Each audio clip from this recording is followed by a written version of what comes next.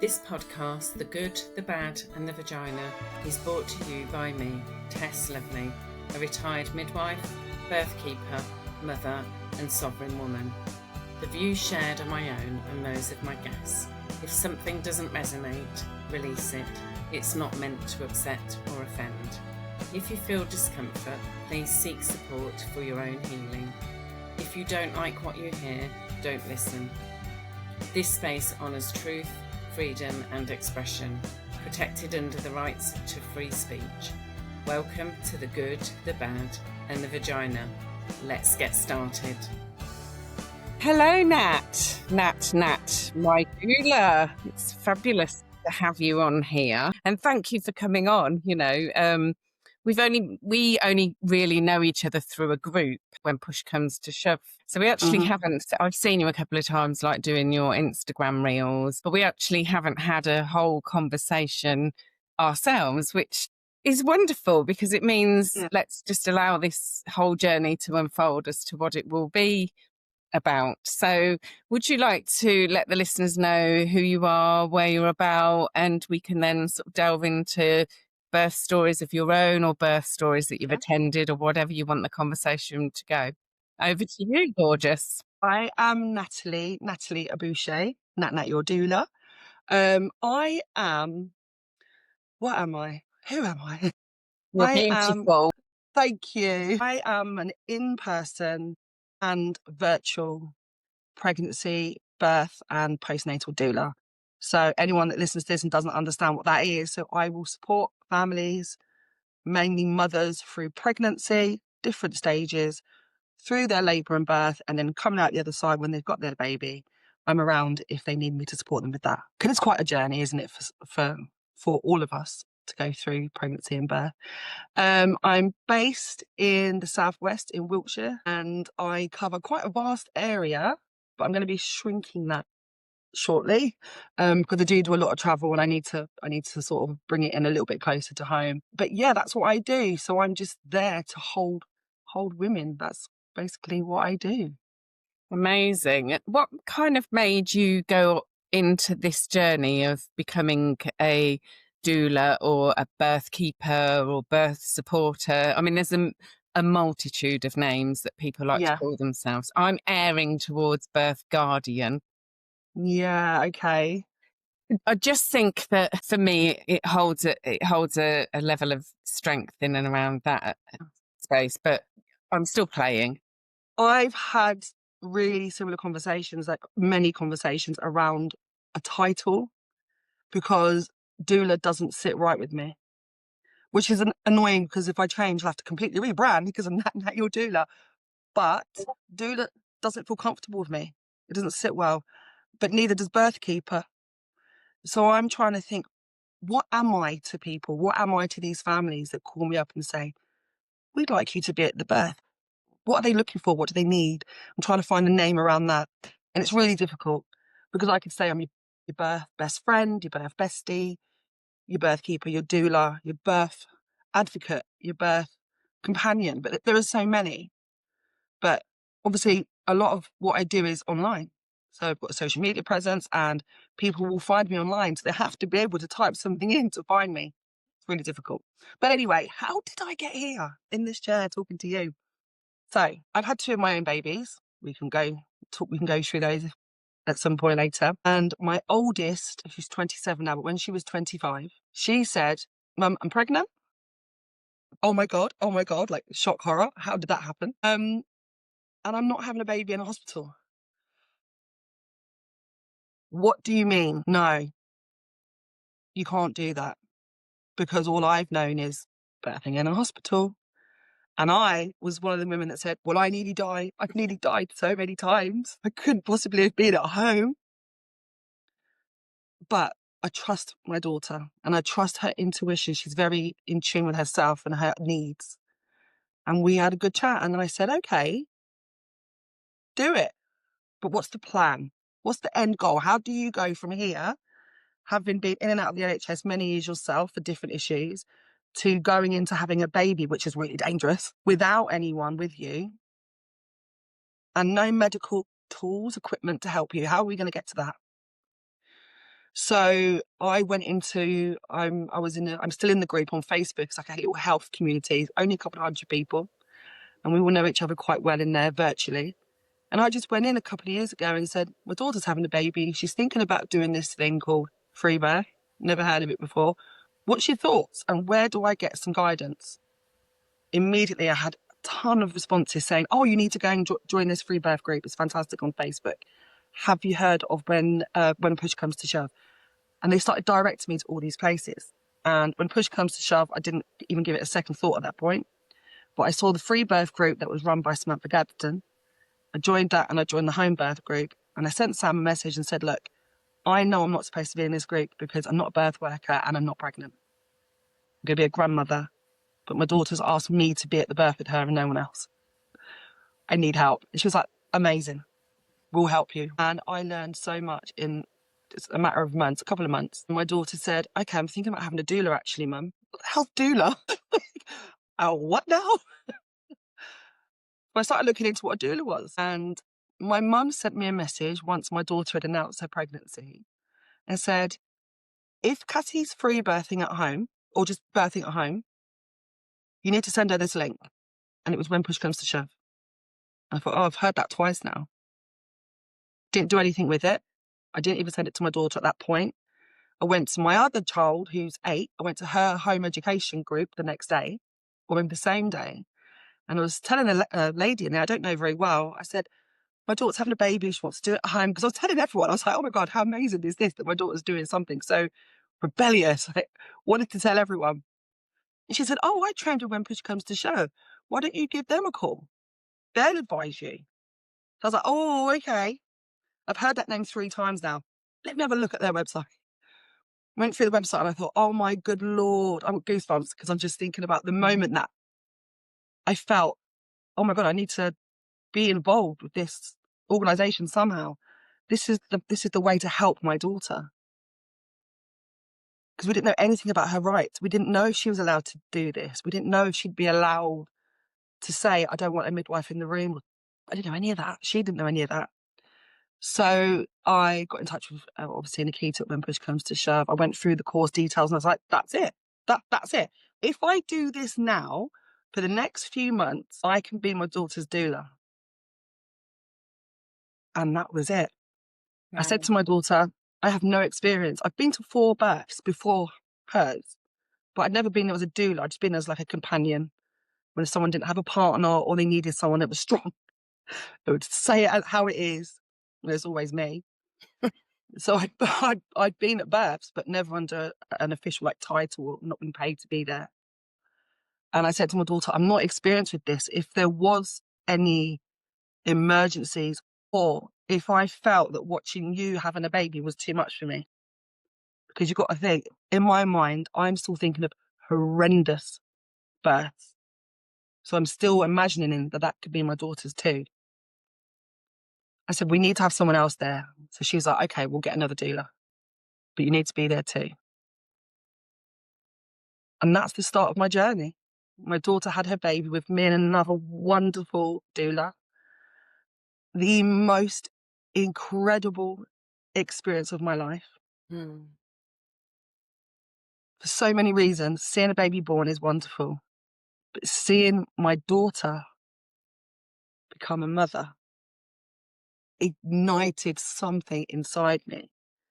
And that was it. I said, right, this is it. This is where I need to be. I need to be in these rooms. How have I ignored this for the last 20 years? I've known this. I've always spoken up for women and I've always been really like, can I swear? Go ahead. Very fuck the patriarchy. Don't listen to the men. We are women. We do what we want. But I was never actually actively, one, living that truth or helping anyone else to do it. And Cassie's first birth was the ignition, the bomb at my backside that said, right, now you can. A beautiful, beautiful story. And what a journey you guys went on together. I mean, when you were telling me that story, my heart was singing. I had a little tear in my eye. But honestly, because I've got 5 granddaughters and I was the midwife for my granddaughters. Watching my Wow. my daughters becoming mums. So There's nothing like it, is there? There's no way honestly, to describe it. no. And I was a midwife at the time, and so the controversy around that in the birthing arena was Mm, a bit eyebrow raising. yeah, I'm sure. I always had another midwife with me, So were obviously. they at home? No, so Jasmine, she actually, when Jasmine told me she was pregnant, I was sitting on my bed breastfeeding my youngest son. Oh, wow. And she came in my bedroom and sat on the bed, and I looked at her and I went, "Are you pregnant?" And she went, "How do you know?" And I went, "I don't know, Yeah. just do." You just know. We know. Mums know. So yeah. So she was, I don't know how old, she was quite young, about 20, I think. And she knows her own mind. So she wanted to have a hospital birth.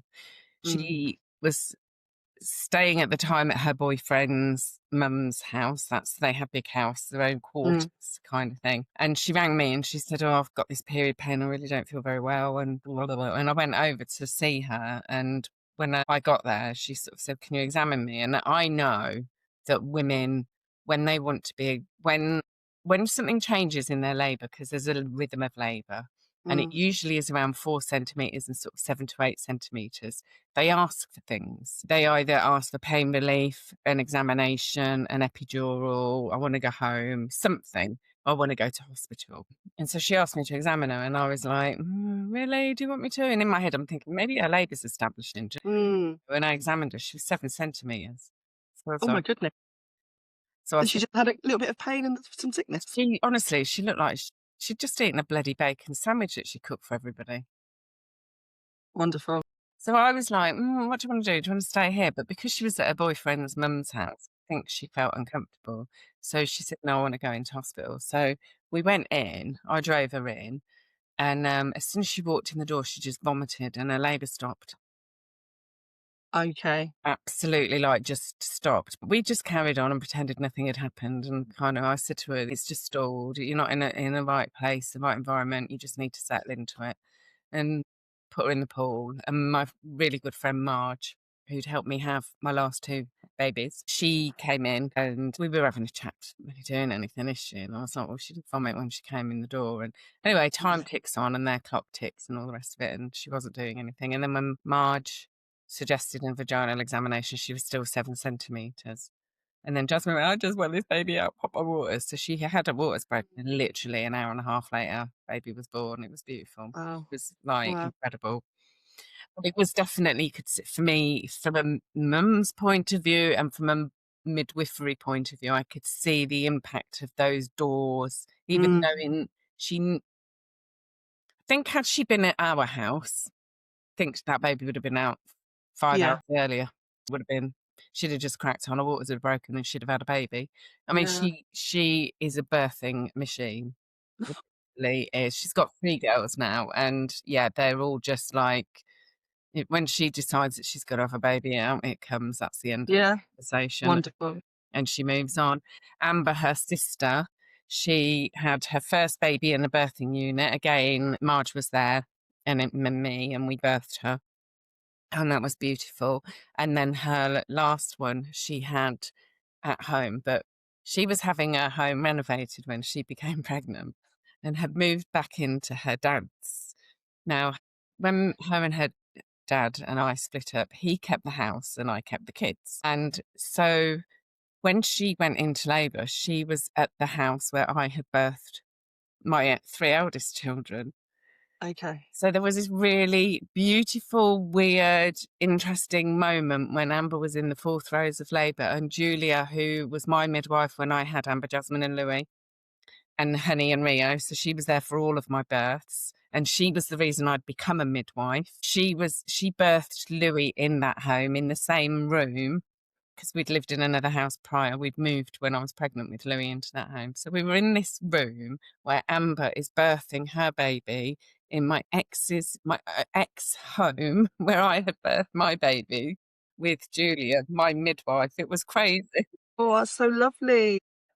Anyway, she had a beautiful little lovely home birth. It's incredible to be present in those moments where, and historically, this the community, this is how we would have birthed, and that's How it what should these be. women go on and birth so beautifully and get Yeah, enormous high from having a baby. And so yeah, how amazing for you that you were then able to step into this real historical, ancestral, tribal birthing yeah, arena and find your gift.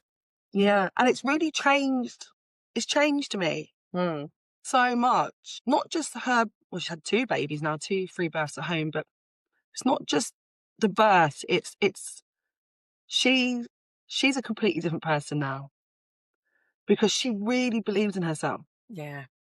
Shit, I made a decision to have my babies at home in the bedroom where we're probably gonna live forever. It's like maybe their forever home, and that's where her partner grew up as a child and everything. So, it's a big thing, that home in their family. And not only did I want that, I did it. I didn't worry about it. I didn't panic about it. I've come through the other side and fuck, I'm strong. You know, and I'm just seeing her in a completely different way. Mm. She's always been strong. She's always been a wonderful woman. She really has. Wonderful child, teenager.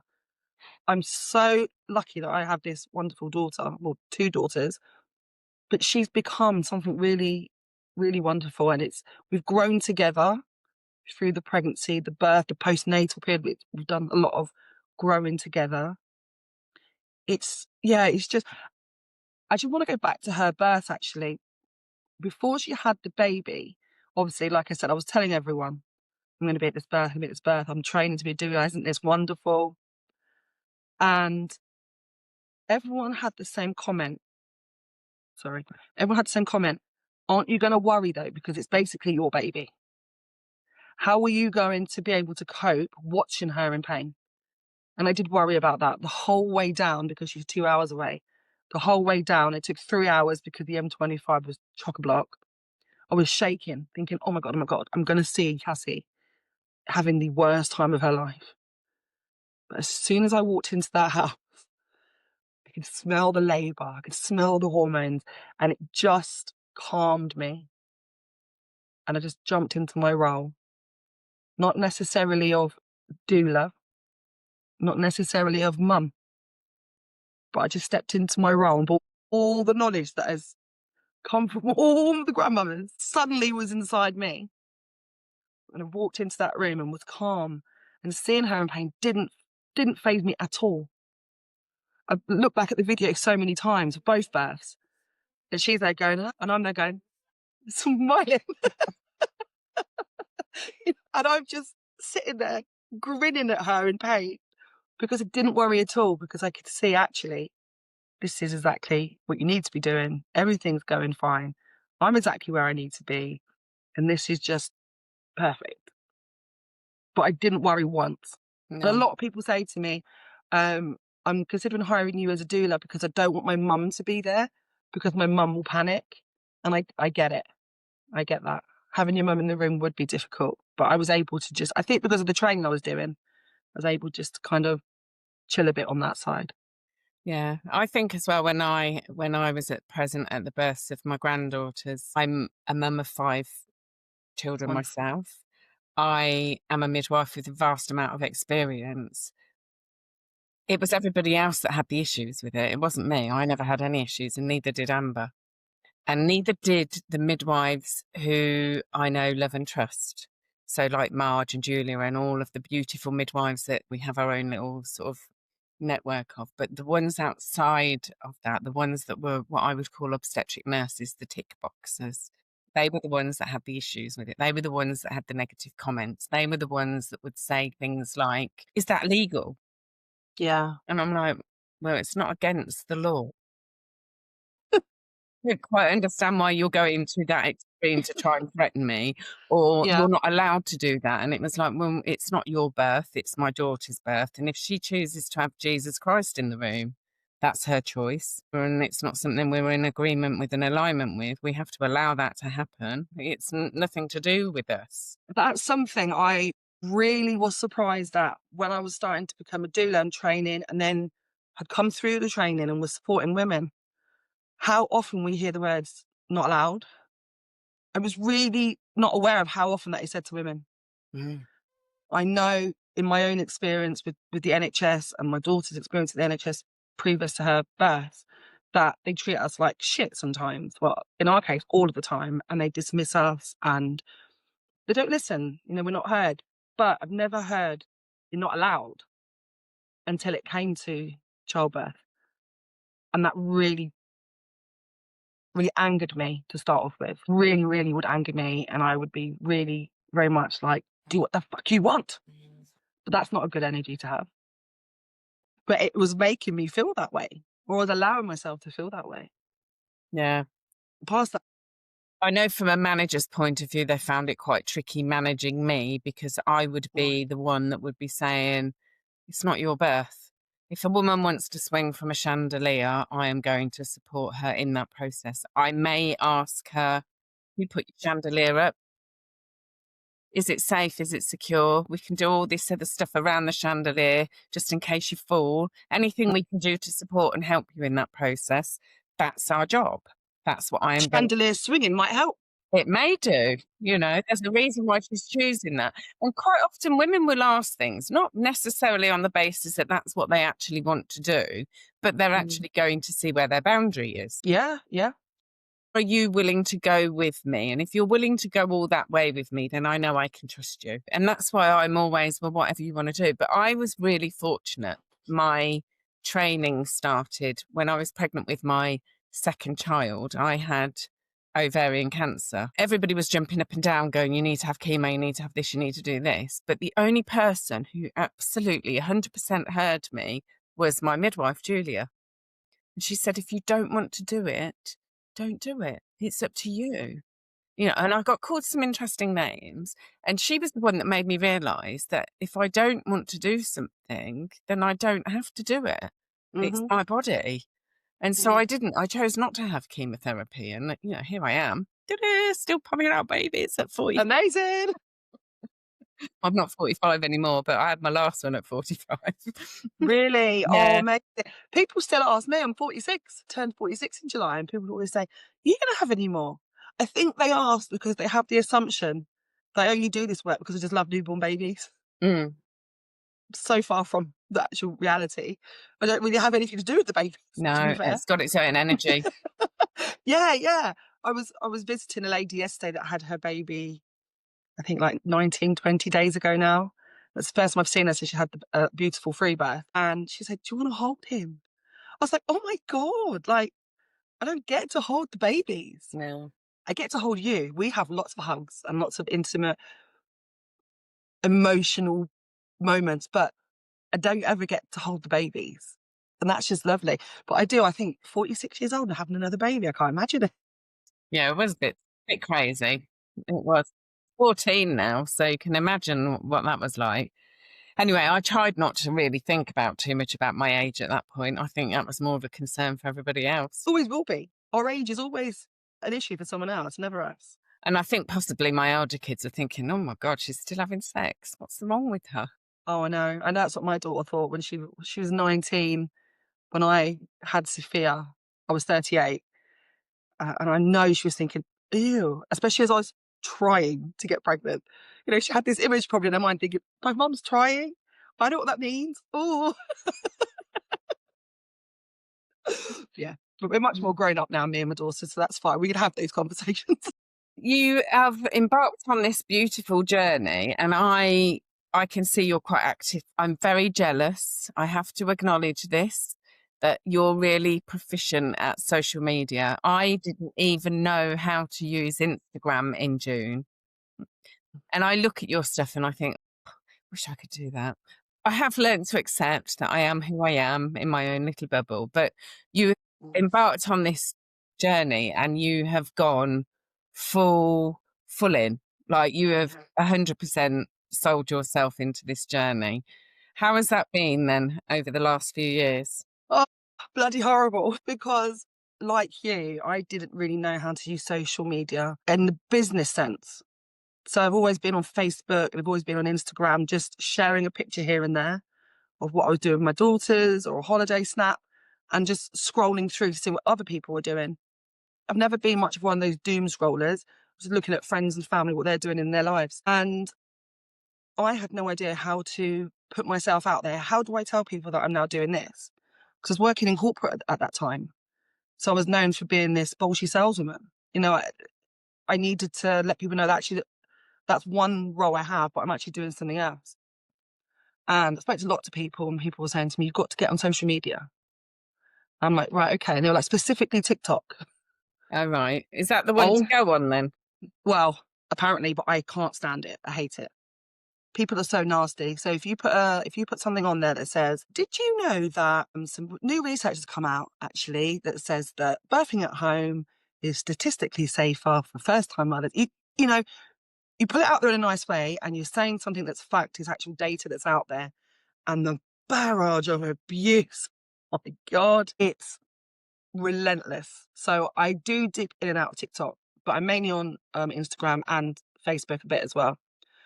My daughter, Cassie, whose birth got me here, she was running her own business really successfully, also working from home, and had a really big social media presence. And all of her clients came through social media.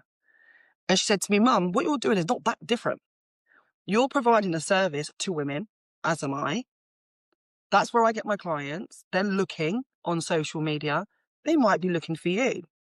And she reminded me, she said, Mum, when you were doing your doula training, where were you going to see the free birth videos? Where were you going to see the other social media birthy people? You were going on Instagram. You weren't going to the TikToks and the Facebooks. So if you were doing that, what's to say other people won't? So I was like, right, okay. So I got started, didn't know what to do. My daughter had paid, I won't say the name of the organisation because she's not supposed to share it with me, but she had paid for social media training. It was all through an app. And it would say, like, on this day, do this. And the following day, follow up with that. And it would give you a process that you had to go through. And she said, you're providing a service. Forget what you're doing. You're providing a service. Why don't you log into the app as me, Mum, and follow the process? So I did. Wow. And it started to work and it started to roll. And half of my clients come through social media. The others come through like recommendation, or they might contact when push comes to shove, or go through a directory, a Google search. But at least 50%, maybe a little bit more, over the last couple of years has come from Instagram. So it works, but it does have its downsides. I have to put a lot of hours in, you know, so people think, oh, you've given up your 9-to-5 corporate job, so you must be living a life of luxury at the moment because you're not a birth every day. You only do 1 or 2 a month. No, my little girl will vouch for me. So often she'll say, Mum, can we, I say, 1 minute, I'm working. And she's like, what do you mean you're working? You're on your phone. And I say, no, I am working, Sophia. I've got a whole schedule put together today. I've got to work between 2 and 4 to get all of these posts out, to do my research, to plan my diary around calls, and then go back into Instagram and go to those messages. So it is a hard slog with social media, but that's only because I'm not very good at it in comparison to how some other people are, and it's work in progress. But I'm also a bit of a crossroads at the moment with whether or not I want to be on social media anymore. Because one thing I struggle with for the last since maybe September, October is, who actually am I? Who do I want to be? Who do I want to portray myself as to others? How do I want to be received? And if I don't know that, it makes it really difficult to have a social media presence that will put me in front of the right clients. Because I've always thought I want to be the fuck the patriarchy, fuck the system. Do what you want and I'll help you get it. I've always thought I wanted to be that kind of person.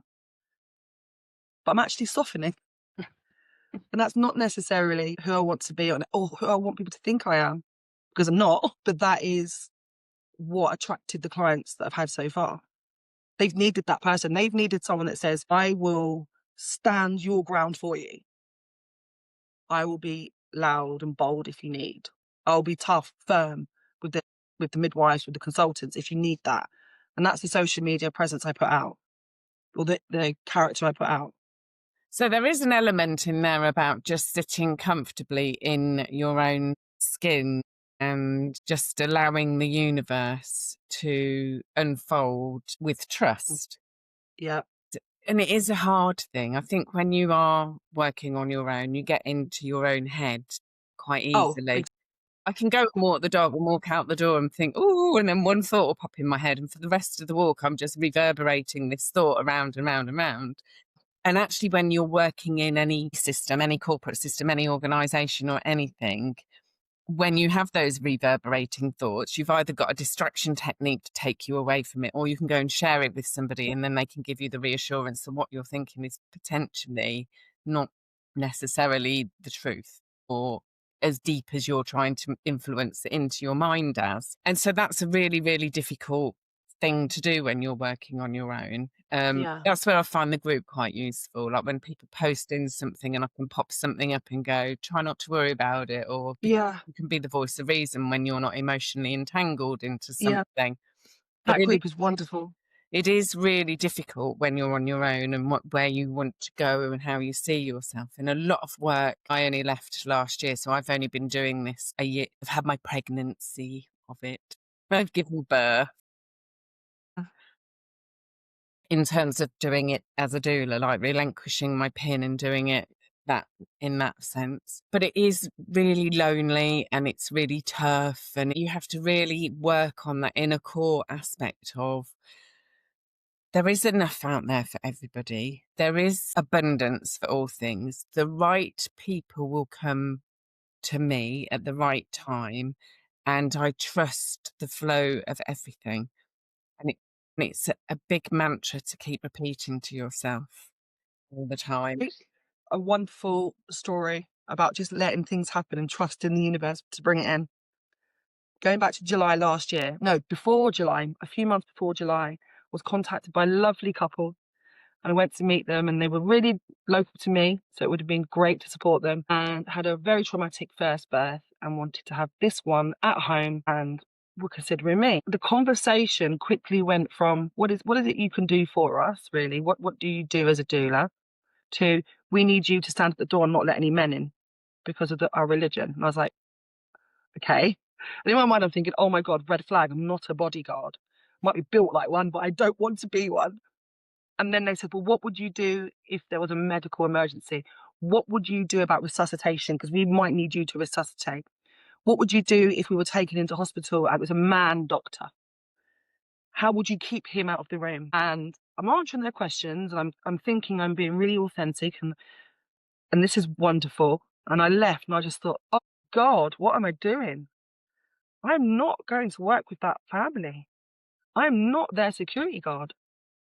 I'm not there to fight with someone. I need to attract different clients. I need to be in the room with women that fully trust that they can do this without anyone there, really, including me. So I thought, what can I do? I need to get the message out into the universe, not on social media. And I sat on my bed, really shaken by this actually, and sat on my bed, and I picked up my phone, and it was 2 o'clock in the morning. Couldn't sleep because it was on my mind, stressing me out.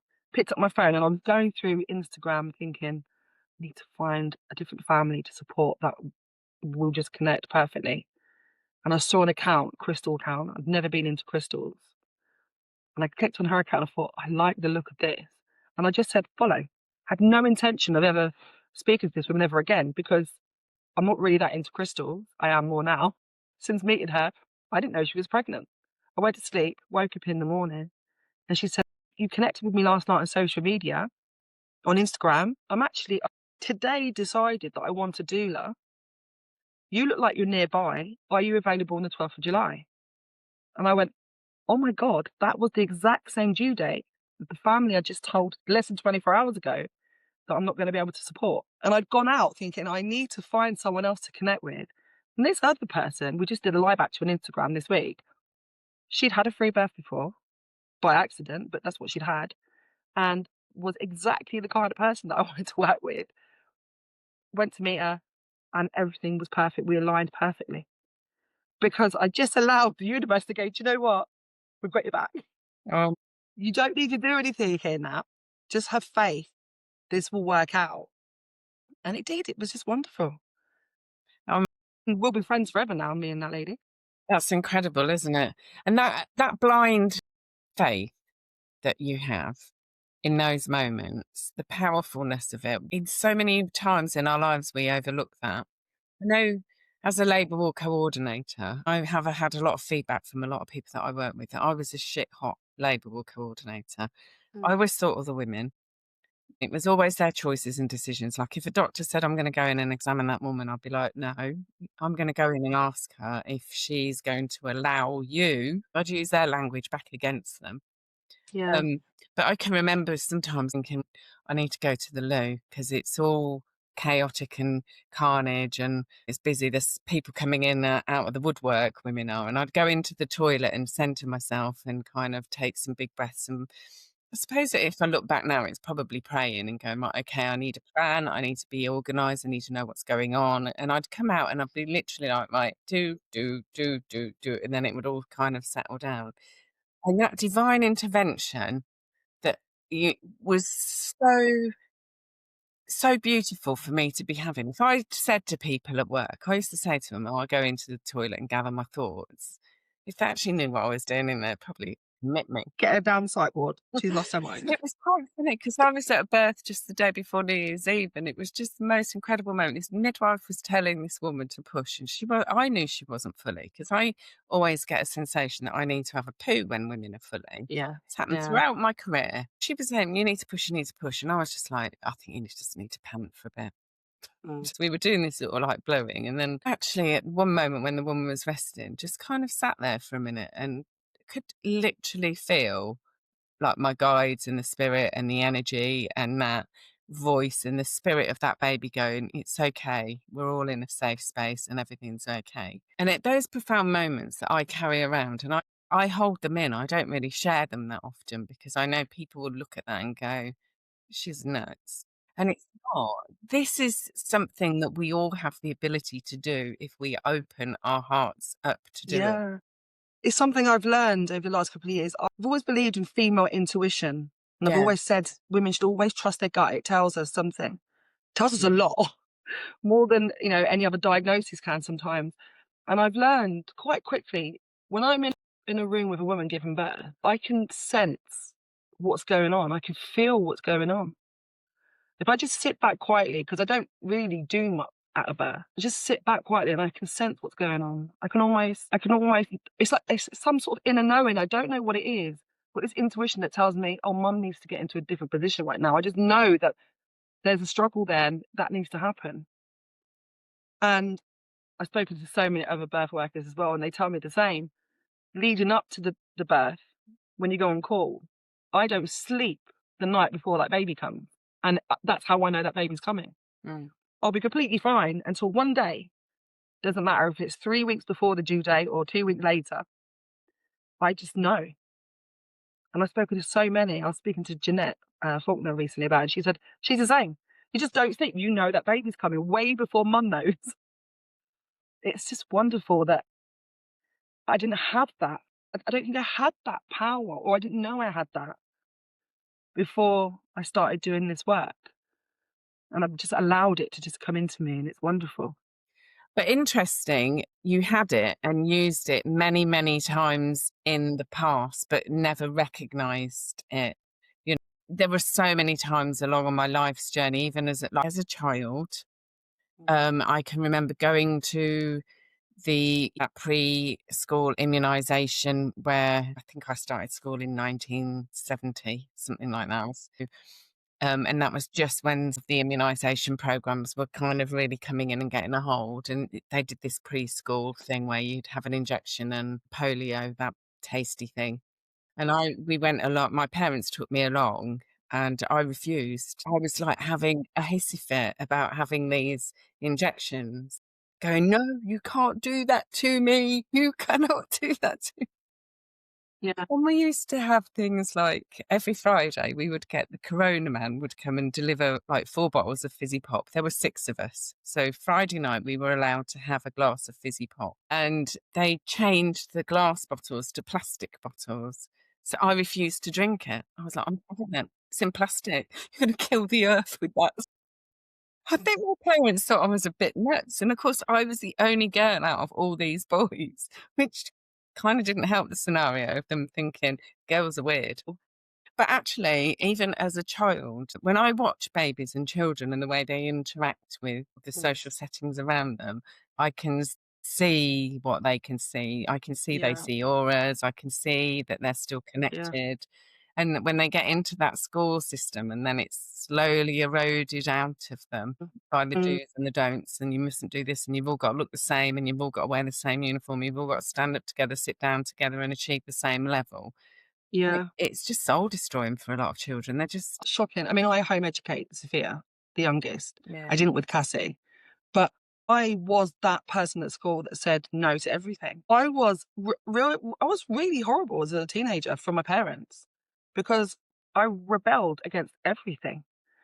But the things that I thought were waste of my time. So as soon as I went into secondary school, I said, I don't need to be here. I'm too clever for this. And I'm not. I'm not more intelligent than anyone else, but this is not what I need. And I'm not waking up at 7. Sorry, no. If I'm going, I'll go at 11. And that's how I went through secondary school. I was expelled and let back in. I've been suspended many, many times. But I didn't agree with you have to wear black shoes with nothing else on them. No, no, no. Sorry, I'm wearing my platforms because they were in fashion then. Or wear my trainers because, why not? And you're not allowed to wear those tight jeans. Yes, I am. Actually, I'm allowed to do what I want because who the hell are you to tell me? Even my mum and dad can't tell me, so I don't know who you think you are. And I kind of went through school like that. And I didn't know what to do with me because everything that was suggested, I said, no, I'm not doing that. Not because I was trying to be a troublemaker, because I just felt like, well, I haven't made that decision to do this. So I don't want to do it. I'm not going to be there at 9 because I will be tired in the morning, so I'm not coming. And no, I will not stay and have a detention because I know I don't have to by law. So I will not be here. Thank you very much. And I don't care if you call my parents because they are not the authority of me. Wow. I was so strong willed as a teenager. Part of my upbringing, my parents are also like that. My dad's half Jamaican and had issues with racism and having to fight back against police a lot in the 70s. My mum's half Irish, with a family, Irish family from Northern Ireland. And they had so many issues because of that when she was growing up in the 50s, 60s, 70s. So I've been raised to be very strong willed, but I never knew, I know now, but I never knew then while I was going through all of that, that actually this is just something I have a right to say. I just have this knowing that actually, no, I won't do just everything you want. I just thought I was a troublemaker and I was the black sheep. I was the one that would always be causing problems. But because I was like that, I'm actually where I am now. And I'm really grateful. Yeah. Definitely. And you're one of those souls that has been standing, holding that sovereignty, and now it's coming into fruition where more and more people are going, hang on a minute, hang on, this doesn't feel quite right. Who am I doing this for? And we all know that it's Yeah. for a bigger organisation and for the money bods and Yeah. things like that. Yeah. I mean, when I had Cassie, I was 18. I was nearly 19. And I remember the GP asked me to come in for a 6-week checkup and said, right, we need to get her in for a jabs. I think it was 8 weeks. They did the first ones. I can't remember. And I said, no. I mean, bearing in mind, this was 1998. I didn't know anything about vaccinations. I didn't know anything at all. And I said, no, I don't think she needs it. And straight away I was going back into that, you're a troublemaker. How dare you argue with us here? And I said, well, no, I don't. She doesn't need them. She's fine. No, it's fine. And I remember talking to my family saying, do you know what? I don't think this is right. I don't think we should be doing this with our kids. And I had a local library on this horrible little council estate I was living in at 18, 19 with Cassie. Tiny little library, but they had loads of computers that you could go in and read medical papers. You could bring up the archives and I'd go through and I'd read all these medical papers and my friends and family thought I was insane. What are you talking about? What is this language you're using? This is not you. You're silly. You're stupid. You don't know these things. But I was finding all this research even back then. And nobody would accept that this was the truth I was seeing. Partly they wouldn't accept it because I was just known as the troublemaker anyway. You're not doing it just because you're asked to. That's why you're not doing it, Natalie, not because you've actually gone and done your research. But yeah, I've always been someone that will go out and go, right, what's wrong? And I'm going to look into this myself and make a decision. And it's quite interesting as well, isn't it? When you're going against the grain and you're the salmon swimming up the stream when everything is going down the stream, how people will try to make you wrong because they don't want to be questioning what they're doing. But they're happy and accepting of what they're doing. And therefore, if you do what you do and it's different to me, either you're right and I'm wrong, or either I'm right and you're wrong. So therefore, there's more of us, so you must be wrong. You know, I mean, my husband keeps saying things to me like, oh, you and your conspiracy theories. And I keep going, how do you not know, babe, that what you're believing in is actually the conspiracy and I'm actually Right. saying the truth? Yeah. How do you not know that? You don't know that. Yeah. I have a real sense of knowing that there's something amiss and there's something afooting, and you can't read or believe everything that you see and hear, which is why I like doing things like this podcast, because I feel it's people genuinely speaking their truth. And there's no filters on it. It is just people's truths. And that's okay. We're allowed to have a voice that questions the big machine. That do want to hear it will listen to the podcast. Yes. You And know, a bit like that's having AI sorting through all of like your social media when you see people doing social media. I don't do any AI on mine. Like somebody put up a comment the other day going, you can't spell. And I was like, well, I don't care. It's not that important. Actually, the message behind it and spelled properly word is probably more important than, yeah. If than you're anything seeing the else. spelling error more than you're seeing the message, then this is not for you. Bye bye. Yeah.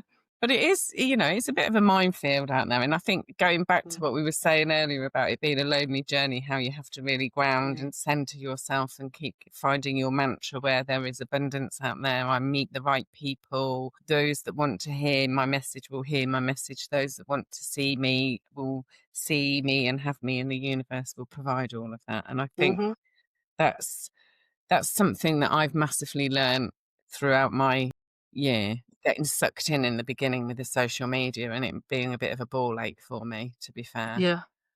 That's something that's taken me, you know, it's taken me a while to realise that actually things always work out. They always have all through my life. But now I'm more relaxed about it, and I'll just sit back and say it's fine. What will be, and everything will be okay. Yeah. You know, I just trust that it will be. And I think a lot of that has to do with our support network that we have with When Push Comes to Shove, with all the birth workers in there. Because I'm part of that group, I feel safe, probably for the first time in my whole life, safe with a group of women, and I've never felt that before.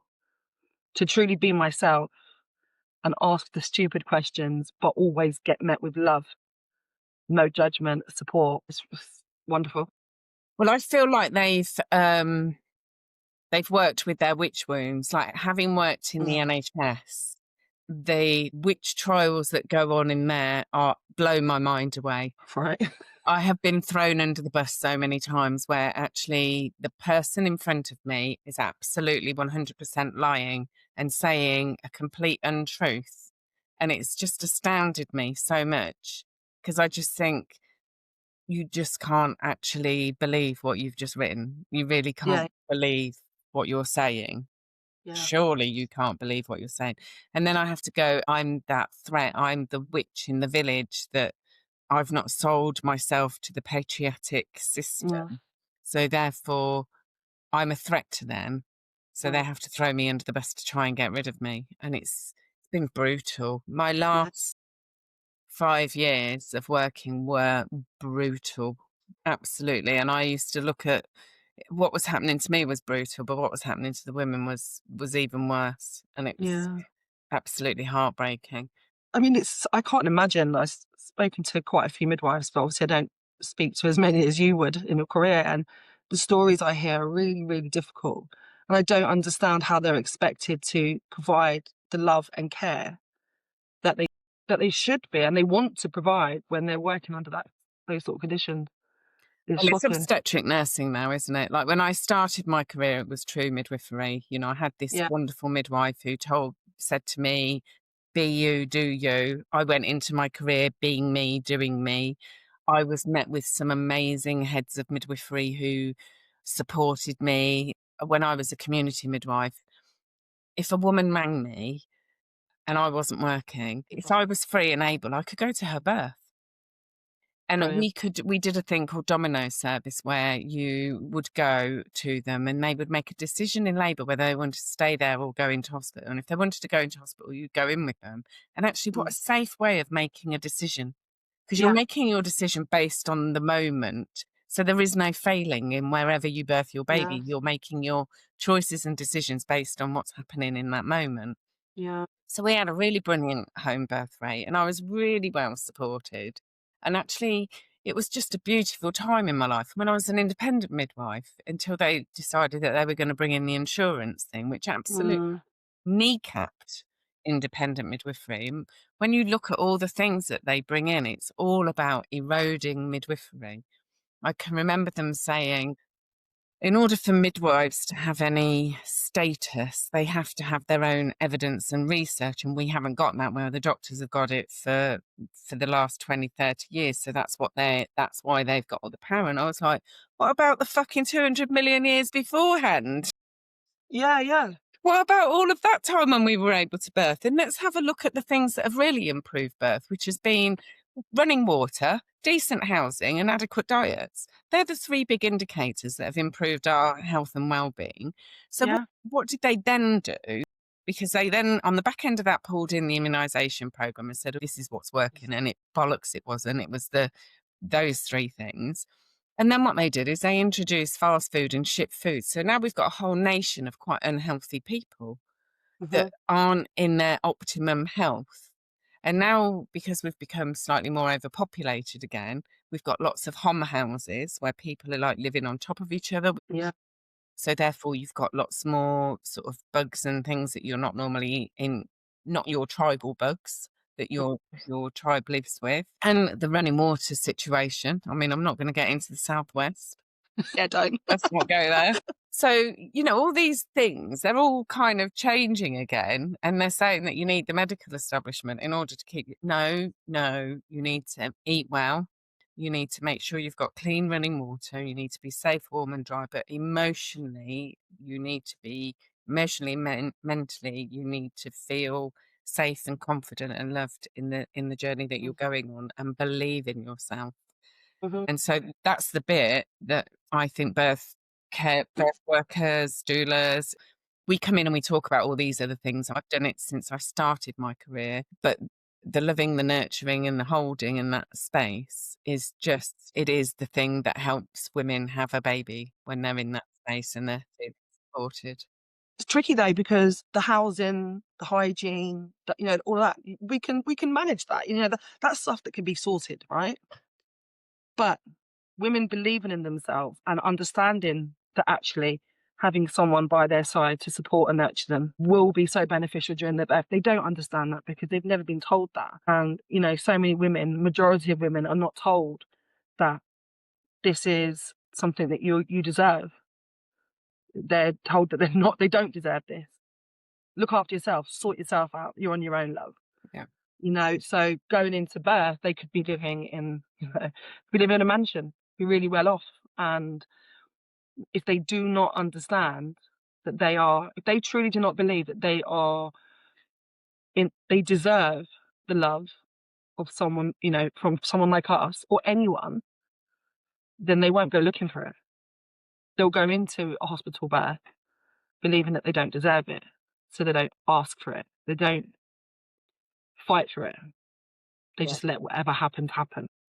And interesting you said about if they're living in a mansion. In my experience as a midwife, if somebody lived in a mansion, you can guarantee they would get really excellent care. It was very evident. All of those things that you spoke about earlier, all the issues that your parents had, they're still prevalent. They're still there, massively there. And it just really pisses me off because I think what makes them having a mansion, it's not about them having a mansion that gets them No. that care. It's the ego of the person going in, going, I want to go in that place. If you want to have a baby in a fucking field, I'm happy. As long as you're happy having your baby where you're having it. Yeah. I remember when I was 18, pregnant with Cassie, and I was absolutely treated by shit, like shit by every single person in the NHS, because I was 18 years old, a single mum now, and living in a council estate, and a really well-known rough council estate in London. So every time I had a midwife appointment, I was really treated abysmally. No respect. My voice was never, ever, ever heard. And I was really talked down to. And I remember at the time thinking, I know why you're treating me like this, because you think I'm not worth any more. And truly at the time, I didn't think I was worth much more, to be honest. You know, that was society had told me I'm not. And I believed it. And I was allowing them to do the same. Yeah. Luckily, when I had Cassie at 38, I was a very different person, and I would not allow that. How sad at 18 where you are in that really vulnerable, you're a prime birthing person. I can remember as a community midwife, I had a young girl.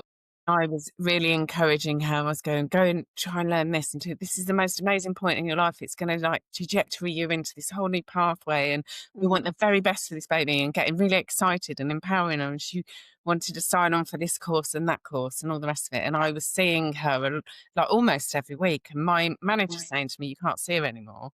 You've seen her more. I said, I'm going to see her as much as I need to see her, because she's doing phenomenal. And she went, do you know your problem, Tess? You care too much. Yeah. I laughed my head off. Absolutely laughed my head off. And I was like, are we not in a caring profession? Is that not what I'm being paid for, to care? Yeah, to care. And what she was actually, because there's a book, isn't there? What people say and what people really mean are two different things. What she was actually saying was, you're highlighting the fact that I'm not doing what you're doing. I'm ticking the boxes. You're not ticking the boxes, Tess, because you don't bother with the boxes, but you're actually doing it. Whereas I can prove that I'm doing it, and therefore you're wrong and I'm right. And I look back on some of my things in my career and I think, gosh, I did go above and beyond a lot of the times for these women, because I believed in them and they believed in me, and we just had this connection. And it's so sad that all of that is lost now, the continuity care and knowing your own midwife, that people just get on that conveyor belt and their informed choice that they're supposed to be. It's plastered all over the wall about having informed choice. Informed choice is, we are informing you of what you're entitled to. Yeah. They're not actually giving them, because if they were going, okay, informed choice for induction of labour. So your baby is now overdue. And so our guidance would be to suggest and offer to you to have an induction of labour. And this is the procedure. We do this, da, da, da, da, da. But if you go ahead with this procedure, you're more likely to have a forceps delivery, require pain relief, have a 3rd degree tear, have a PPH, end up with a cesarean. Your baby's more likely to go to special care baby unit. You're more likely to get sepsis or an infection. You're more likely to have multitude of other things. They never say any of that to the women. Yeah. They'll tell them about the procedure and that it's okay, it's fine.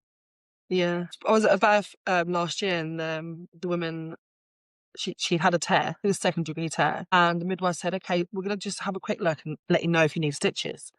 And the woman said to her, right, you do need stitches, so are you ready for me to get started? And Mum said, sorry? You're going to tell me what you're going to do first? But I was so proud, because she was like, tell me what you're going to do, detail by detail. I want to know everything, because if you don't tell me everything about this procedure of just a few stitches, how can I say yes or no? And I sat there like, love this one. You go, girl. Because something is just what seems so simple as, well, you have a baby and you might have a few stitches. It's not as simple as that. No. Actually, how about you tell Mum that she may probably, she probably will heal naturally anyway, and she might heal better. Because a tear does generally heal better than a cut. Or stitches, if she's had a episiotomy. And stitches aren't necessary when there are natural ways to help yourself heal. But didn't give her any of that information until she had to really say, no, hold on, tell me. This whole informed choice really winds me up sometimes. Yeah. It's a bit like when you were talking about the stitches, like less is more. And I used to look at doctors whacking in this suturing material, like they were embroidering, not just stitching. They were actually going to embroider a flower in there or something. They were using that much material. And it Maybe used they to were. shock me. And then I'd think to myself, when that breaks down, it crystallises. And then women would come back a few years later and I'd be there looking, and I think the scar tissue was phenomenal. And there's no way that's going to stretch. Like, less is more.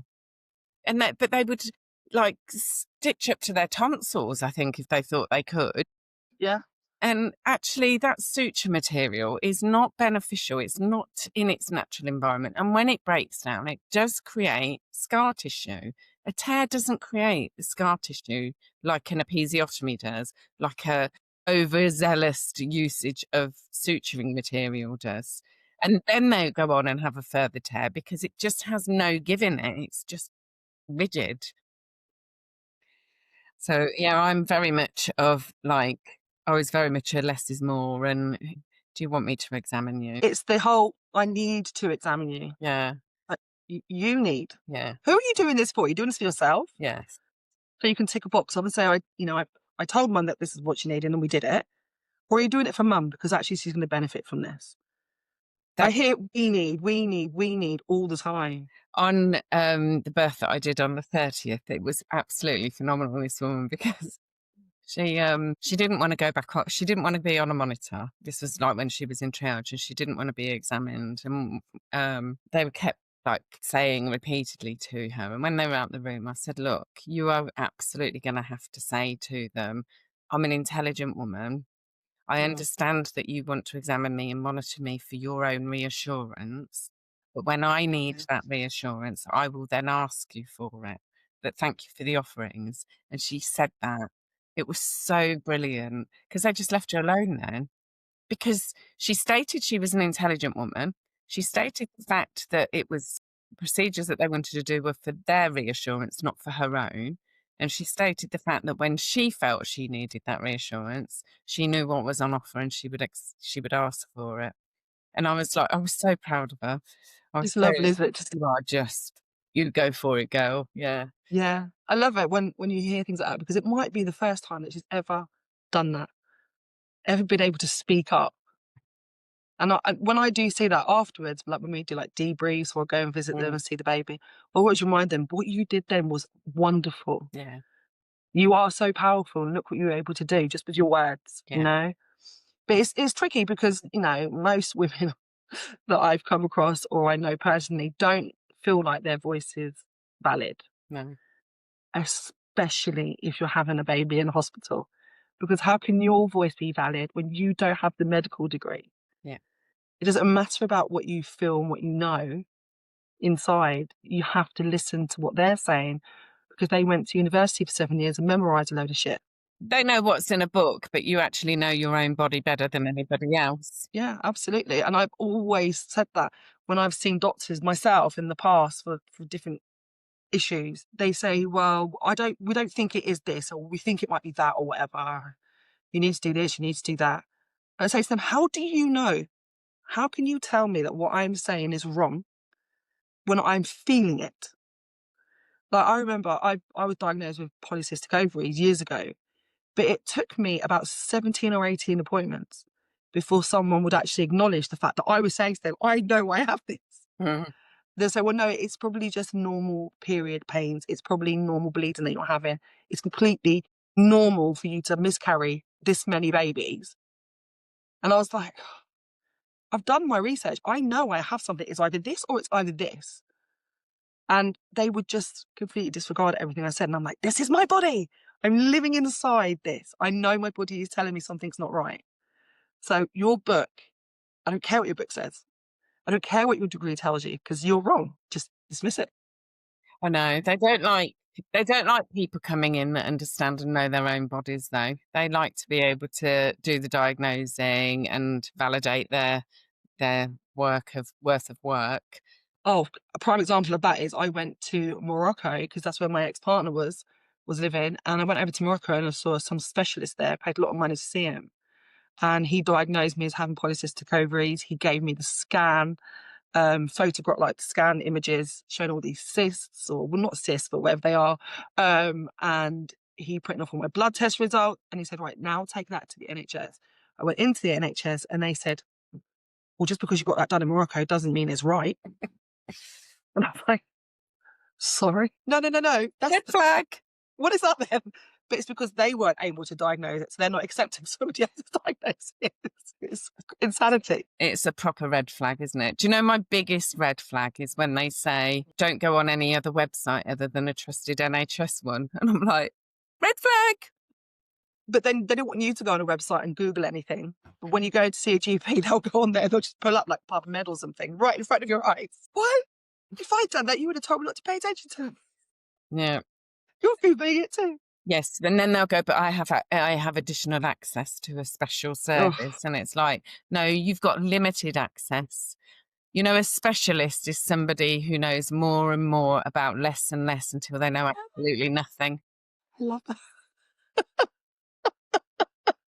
That is brilliant. I remember taking Cassie to see a specialist in a dermatologist, a specialist, the best in the Southwest, apparently. And we went to him and he said, my own daughter, as a teenager, said, so I understand like I need to drink a lot more water, or I need to hydrate myself better for my skin to be better. And he said, no. It's the creams, it's what you do externally. And I sat there and thought, you're the specialist, tell her to rub cream on. She's the teenage girl that has never studied anything to do with skin or anything clinical, medical, anything. And she's saying so I believe that it's my hydration levels that are really going to help. We didn't know about gut health and stuff back then. But she knew that if she was hydrated, that would probably help. People said, no. It's not that. That won't help. She thought, God, you're the specialist. You're getting paid some big money for this.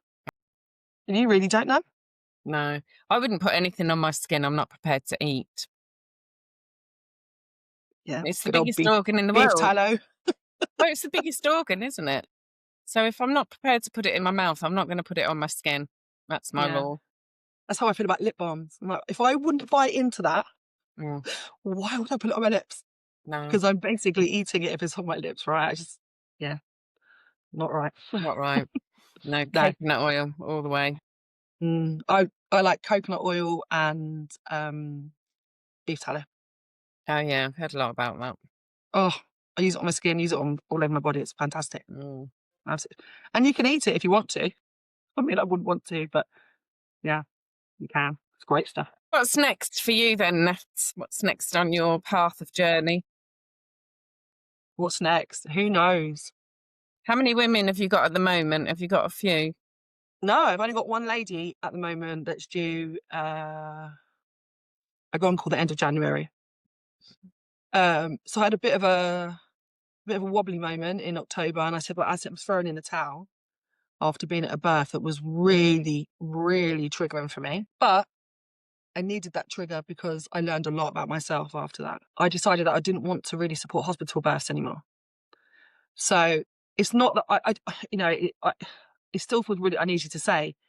If someone says, oh, I'm having my baby in Swindon Hospital, are you available on these dates?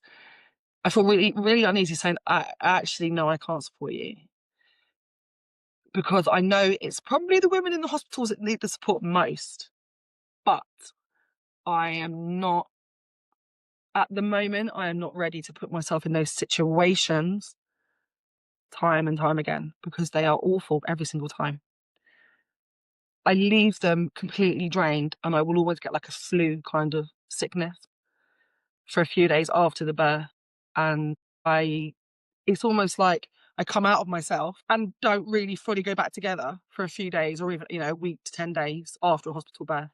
Whereas when someone has a baby at home, whether there's midwives there or not, I don't get any of that. I go home and I am completely at peace. I don't have a sleepless night. I don't stress about anything. I don't question what happened when I was there. Should I have done this? Should I have done that? It's just peaceful. So it's difficult because I want to support as many women as possible within the hours that I can give. Obviously, I've got my own family to look after, but I'm not at the place now where I want to take on clients that want hospital births. If they are planning to have a baby at home, and at some point in the pregnancy, whether or not that's halfway through or towards the end or even in labour, they decide, actually, we're going into hospital, that's fine. I will always support that. And my care and love would never change, no judgment. But it's the families that are very much reliant only on the NHS and not taking any of the responsibility for the outcome themselves, handing everything over to the NHS, is those families that I don't really want to work with at the moment. And it's really hard to say that out loud. And it was really hard to put that on Instagram, because immediately, literally overnight, the inquiries that I got just went, oh. And I used to get messages every single day. I've seen your profile, I'm looking for a doula, or can I book some time in with you to have a call? It's gone like that, because I've said I'm not going to be taking on families that want only hospital births. And it's not just that they want a hospital birth, it's families that 100% giving everything through pregnancy to that institution and saying, do what you want with me and my baby. Those I can't work with at the moment. I hear that's really difficult, and I can feel from you how difficult that is, and I wholeheartedly understand how challenging that is for you to, like you say, just to say it out loud is really, really difficult. But again, it's back down to that as more people are waking up, more women are becoming aware that their bodies are theirs and they belong to them. It's interesting that when we go on this pregnancy journey, we become pregnant. It's the only time in our life where we agree to things that we wouldn't normally necessarily agree to. We let people touch us when we wouldn't really want them to touch us. We let people take our blood pressure because that makes them happy. It doesn't make us happy. So I wholeheartedly agree with you. But we are living in a state as well where a lot of the women in that birthing age have been brought up by women potentially our age, where they have only ever known the NHS, you know. And if they only know the NHS and that's the only thing that they've got as their guide, so it's understandably how they become pregnant and automatically their default is, I need to go and see a midwife or I need to go and see a doctor. Yeah. There's none of that automatic thinking of, my gosh, I'm pregnant. It's my duty to eat well and look after this baby and grow it and nurture it. It's almost like the sovereignty is immediately handed over because that's what they're indoctrinated to think. And I always say to women when they book their pregnancies, like when I was a midwife and they were booking their pregnancies, I would say to them, look, I am not here to keep your pregnancy healthy. That is not my job. That is your job. And that comes because of what you eat, how much you hydrate.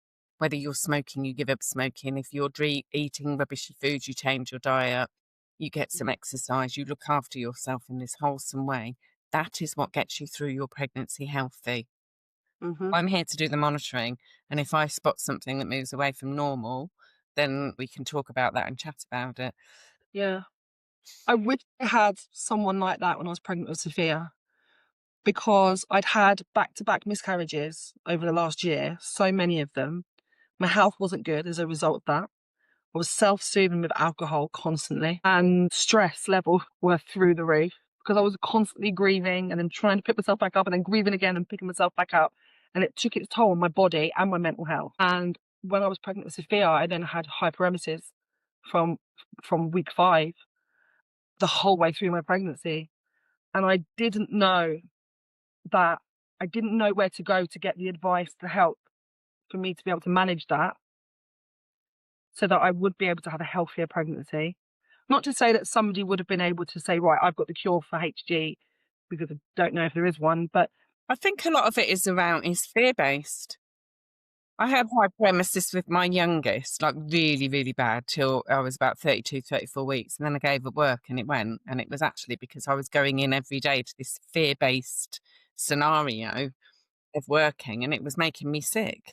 And I thought my baby would die. So the stress is just horrendous. But I never had somebody say to me, you can actually help yourself here.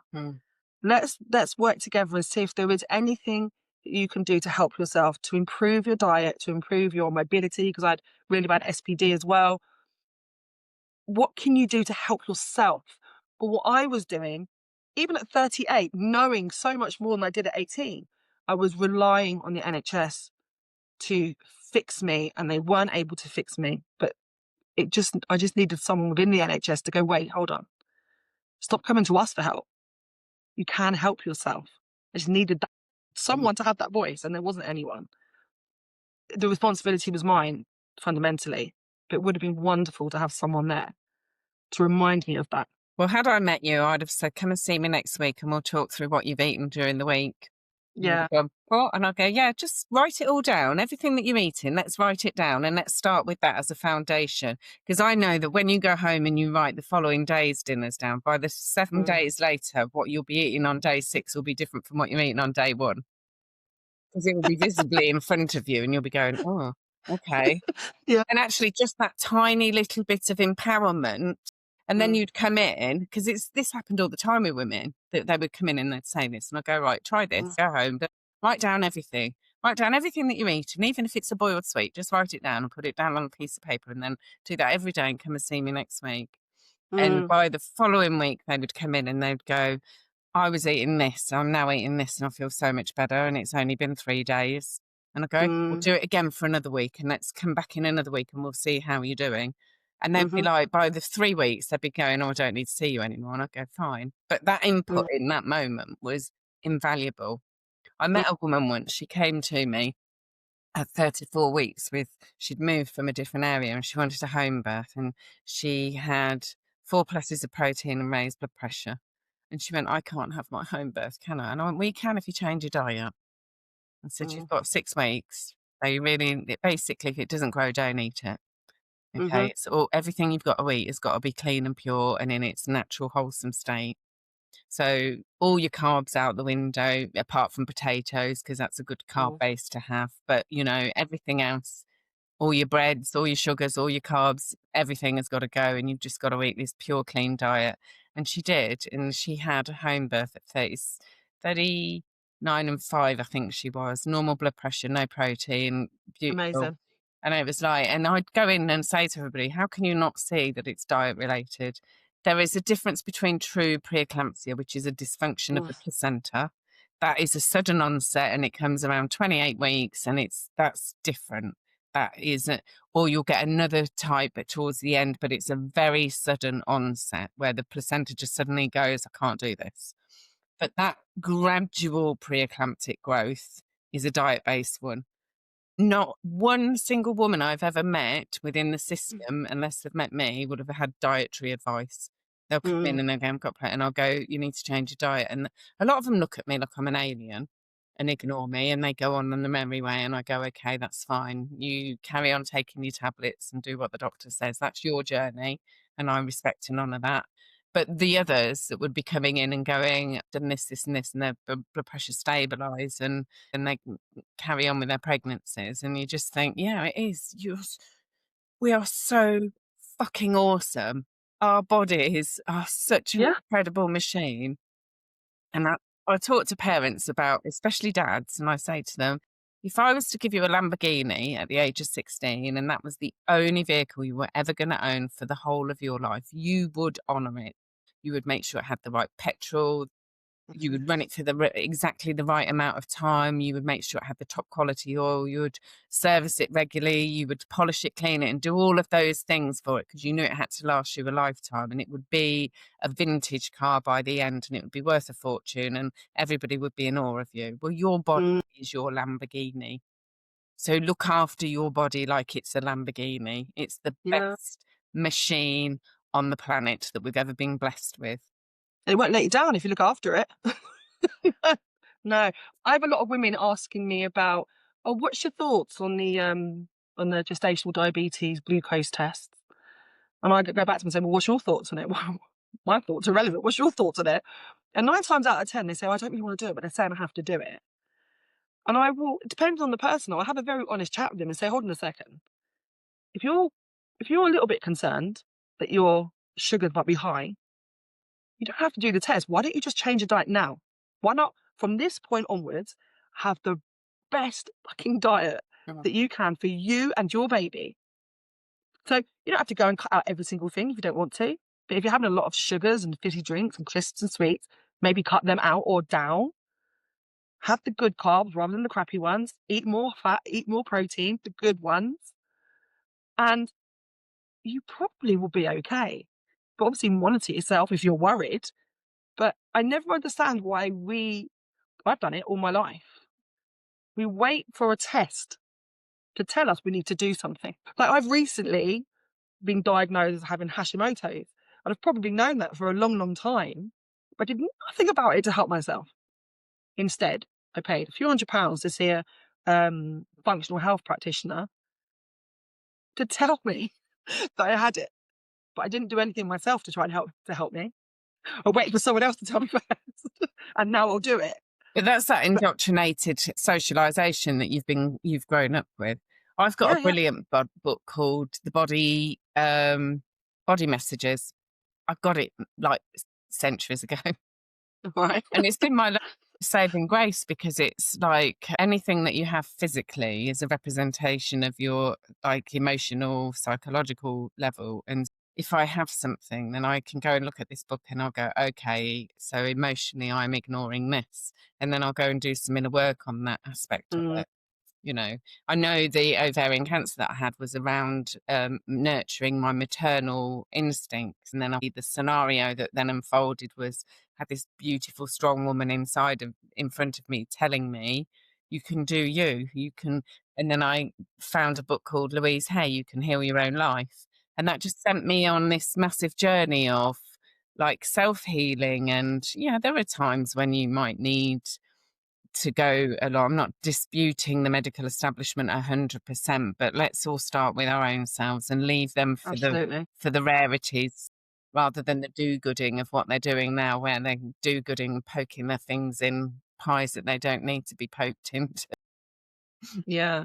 And that's one thing as well. Another thing that I've learned on my journey of being a doula, that I didn't realise how much trauma I was holding inside my body, going back to very, very young. Not to say I had a horrendous upbringing, that's not the case, but I had trauma that I was holding on to, different bits of trauma that had come into my life, holding them all in. And it's taken me 45 years to realise, oh my goodness, this is making me sick. There's something inside of me, this horrible, dirty thing. I need to let it out to be able to get better physically. And it's taken me a long, long time to do that. And I am going through it, and it is bloody. Sometimes I feel like I'm in turmoil because I'm like, oh my God, I've got all this horrible, icky stuff inside me. And I want it out because I want to get better. But letting it out is horrendous because I have to go through it. But I go through it. If you do that in a meditation with your inner child, if you can get someone to take you on a journey to find your little inner child, and you can just sit with them and hold them and allow them to tell you what it is that they're frightened of, or what they've seen or witnessed, and that you as an adult, as their protector, are there to love them and keep them safe, and that you will carry that away with you and release it for them. It's an amazingly powerful healing thing to do. That is, because we were supposed to record this yesterday. Yeah. And the reason why I cancelled it is because I had done exactly what you've just described the night before. And woke up yesterday morning feeling like I'd been hit by a train, picked up and then dragged along the tracks, because I'd done exactly that. But because I've done it, I now feel so much more free. And I know that I can now heal my body because I've allowed that horrible ickiness to come out and tell my inner child, you're good. I've got your back. You know, we can crack on with life now. And I feel so much better for it. It's horrible to do, but it's taken me all these years to realise that if you've got something like that inside you, you'll always be sick. And it is an onion. You know, you'll peel back one layer and you'll be tottering along in your life going, oh, isn't life rosy? And then all of a sudden something will happen and you'll go, what the fuck was that? And then you have to go, okay, I need to go back into that space and I need to hold that child. And how old are you? And what are you wearing? Where are you at? What have you seen? What have you witnessed? It's okay. It's safe. I've got you. I love you. You grow into this magnificent woman. Thank you for bringing that sign to me and that message. But we no longer need it now. We're going to go and we're flying. See you later. I love you. Absolutely. Do you know, before I was saying this to Nikita, Nikita Stark a couple of days ago. Before I embarked on this journey into becoming a doula, I didn't know anything about trauma. I didn't know anything about healing. Didn't know any of this stuff. And finding the when push comes to shove ladies in our, that we mentioned earlier, the group, has been a massive awakening for me. It's allowed me to awaken so much more to so many things. But I was saying to the kids the other day, it sounds crazy, but I was actually happier before I had all of this awakening and understood all this trauma stuff. I was happier living in my comfortable uncomfortableness and not having the understanding in a knowing. But now what I have is not happiness, I have peace. And it's very, very different. And it's a much nicer feeling. I'm not constantly chasing happiness. I just feel at peace with everything. And it's so much nicer. I had no idea that my daughter having a baby in 2024 would mean that at 46 years old, I'm going, who is my inner child and what does she need? Where's that come from? But a wonderful, beautiful journey that I've been on. And so fully held and supported by all the women that are around me now. It just So I can do it. sounds like I love it. I love watching flowers grow. Yeah. Because that's how it is, isn't it? It's like watching a rose in your garden when it's all closed off like this, and then slowly it begins to unfold, and then over a period of time you get this massive, awesome, sweet smelling flower, and you're just like, yeah. And it's seasonable, you know, we know those roses last for a little while and we have to wait for another one then to come through and shine. And that's the kind of the layers of the onions that we're dealing with in our life. And I'm fully expecting that for it to be up and down because I'm transitioning at the moment through different stages in my life. So I've always been the mother, and that's what I identified as. So when someone said to me, who would you do? I would never used to say, oh, I'm a saleswoman before I became a doula. I never used to say that. I would say, oh, I'm a mum of two. It'd be the first thing I always went to, mum, mum, mum. And I realised recently that I also mother everyone. I mother every single person I come into contact with, and that's my clients, friends, family. I mother everyone.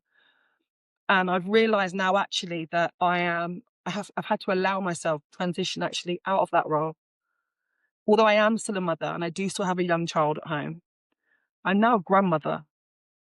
I'm now something completely different as well as that. So, I mean, it's really like weird limbo of mother and grandmother at the same time. And they're both completely different roles. But just the realisation that I mother everyone is now allowing me to support my clients better. Because I realise now, actually, I don't need to mother you. And that's not what I am. That's not what I'm here for. You don't need that. You do need love, a cuddle, nurturing, all the support in the world. But I'm not here to mother you. And I think that's the impression I was giving out to my clients before. And I've realised now that actually, no, I'm going into a new phase of life. And I love it. Yeah. I love it. It is holding space is a real beautiful, wondrous thing to be able to do, to sit in that space and hold it and see the person in front of you for the powerful human that they are, and just look in their eyes and go, you have got this. You are fucking awesome and you're doing this and you are amazing. And when I have those moments and I just feel those vibrations in the room, and it is an incredible, honouring, joyous moment. Oh, it's wonderful. When I'm at a birth, I will notice just as baby's coming, baby's just a moments away from being here, I'll always clock that mum will search the room for my eyes, lock into my eyes, and it's almost like they're waiting for me to go, you can do it. You've got look what you're doing. Yeah. Oh, I feel goosebumps. Yeah, I got it's just then. It's just so wonderful. So wonderful just for them to lock eyes on me for that a second. Just so I can look back. I don't even have to speak. It's just the look and that energy, and they just know. Natalie says I'm good, so I must be good. Yeah. You know, it's a tiny moment, but it's one of those moments that lives with me, and I love it. Just that remembrance that they can do this. That's what makes makes you NatNatDoula. Yeah. That's what makes you you. And you know, the names that we attach around whatever gift that we're offering, this space holding, whatever the name that's attached to that, it's the gift of space holding that ultimately creates the Yeah. journeys that we're on. And the universe is out there going, right, I'm going to send you this beautiful soul. And it's so great to hear that you've put in your boundaries, because again, that's Yeah. self-honoring and Pretty. self-recognition about where you are on your path and journey. We're not Mm. here to be drained. We're here to celebrate life. We're on this planet for such a short period of time that Mm. it's meant to be a joyous, heaven is here on earth. It is. Yeah, it's meant to be a fun ride. Yeah. Yeah, Yeah. And absolutely. and your time is coming now to step into your power and be you and be your fantastic awesomeness without any apologies, Yeah, just with love. yeah. Celebrate it, because you're doing it. You're doing amazing. I love watching your Thank stuff. you. Absolutely. And at Thank you. some point, hopefully, in the not too distant future, we will actually get to physically touch each other To see each other. and give each other a big hug. Hopefully. I'm hoping that we'll have a get together with all our doulas soon. But you're not that far from me actually, I don't think. Where are you? I'm in Swindon. Oh, 2 hours, isn't it? Yeah, yeah. Yeah. So if I can get down that way one day, I'll come and see you. But Well, we I can know, meet halfway. yeah, but I know there's another couple of doulas down there in sort of that vicinity. So yeah, Yeah. try Yeah. and get You down. come and have a Yeah. holiday with me if you've got one of them. Oh, I'd love to. Come and stay. Oh, I'd love to. I do that. My husband says, "Who's staying now? Which stranger's coming into our house?" Who have you brought in? The waifs, the strays. I think my mum, we ran a children's home when we were younger. And I think it kind of ingrained that our door was always open to whoever. So our home became a bit of an extension from the children in the children's home. So if mum was at Wow. home, quite often the kids would like Oh come, wow. or she would just, in the end, she just spent most of her time at the children's home. And in order to see her, we would have to go and stay at the children's. Go visit your mum. How wonderful. Yeah. So I think it kind of sold us for an open door policy. And Yeah. I've had lots of people come and stay, like a midwife friend, actually, I'm going to see her at the end of the month. She wasn't, when she came from Holland to Northampton as a midwife, and she wasn't getting on with her flatmate, and she was crying at work one day, and I didn't know particularly well, and she was crying. I said, "Is everything all right?" And she was, "No, I'm not really struggling." I said, "Oh, come move in with me." And she moved in. Wow. My That's husband was like, amazing. "You sure about this?" I said, "Yeah, it will sort her life out." She then went on and married an anaesthetist and has got these lovely children, and like went off and bloomed in her life. So her coming to stay Yeah. with me was a wholesome thing for her to happen. You know, Yeah. for her to open up and meet the man of her dreams and things like. Yeah. But when you were talking to her, you probably just start a good energy and you're like, no, actually, I know this will be okay. Yeah, yeah. So I've done that quite a bit. Come and stay with me. It's fine. Yeah. Right, we'll come down then. Yeah, come down. Yeah, do. I go That'd swimming in the sea every day if you want to fancy that. Do you? Love it. Even now? Yeah. Oh, wow. Yeah. I swam with I've a got, dolphin in September oh my at goodness. Oddicombe Bay. Like literally held its fin, had a swim. It came under my legs, under my arms for about 15 minutes. It was Oh on my par with God. giving birth. It was, That's unbelievable. yeah. And there were other people in the sea, but we just had this connection, me and this It dolphin. came to you. Yeah. And somebody videoed it, which was amazing. Yeah. And if I'm ever having a moment where I kind of like can't find my inner child because she needs a bit of a hug, and I think, oh, well, I'll go to the dolphin. I'll find her there.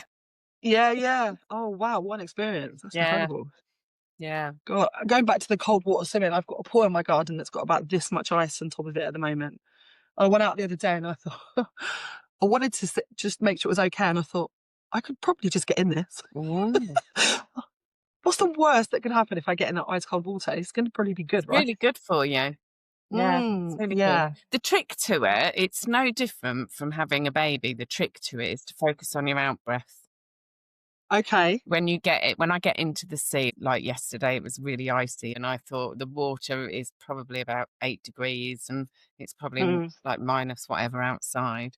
And so, like, you get change, and the worst bit for me is putting my feet in. because there's a real, just get your feet in test. So when I get my feet in, I just think, right, okay, take a big breath in and just breathe out and concentrate on your breath going out. And that's what I do for about 8 to 12 Okay. breaths. And that's no different when a woman's transitioning in at 4 centimetres and 8 centimetres. It's just a change in the rhythm. So if you manage to get into this new rhythm of breathing, you're off. Might have to try that. I'll take my birth comb out, one in each hand. Take the affirmations. Yeah, I think I will try that. But it's just taking off my clothes and going out in the garden in this weather that terrifies me. Yeah, I get it. Yeah, I get it. It's like 2 degrees and going out there just for a robe on is terrifying. Yeah. But yeah, lovely. Well, we obviously have your Instagram live, which I'm really excited to do. Yes. Is that's next Thursday, isn't it? Or is it tonight? Next Thursday. Oh, where sorry, are you? message saying my battery was going to die then. Sorry. Next Thursday. Yeah, next Thursday. I believe. Yeah. So yeah. I'm sure Exciting. we'll have some interesting subjects and topics to talk about then. Yeah, really looking forward to that. I'm really looking forward to that. Yeah, because I want to hear more your story. So that would be amazing to hear that. I've got some interesting stories. Yeah, I bet. That's the thing, when people have said to me, since I've done a couple of live videos, people have said to me, keep these going, because I actually like to hear the real stories. No, the good, the bad, well, good, the bad, and the vagina, but they want to hear all of them. You know, they want to hear it actually from the mother's mouth. Yeah. Rather than me just sharing stats or bits of research or stuff like that online. They want to hear the stories. Well, that's why I set up this podcast, because women have always got a lovely story to say. So I've had a couple of doulas on, but I've also had some mums that have had their babies and their journey through navigating the system, which has been really interesting as well. Yeah. And women love to talk about their birth journeys. Some don't, but a lot of women do really want to share what they did and how it all went for them. As it's a relatively new project, I'm really excited about it. I'm really loving. It's so brave to do a podcast. I just couldn't do it. I'm terrified of having my own. So amazing that you've done that, because I know it's a lot of work. Yeah, thanks. It is a lot of work, but yeah, it is. I'm glad I'm on it. Yeah, well, thank you for coming on it, and I look forward to next Thursday. In the meantime, I will keep liking, sharing and loving your stuff, and I look forward to our next encounter with great excitement.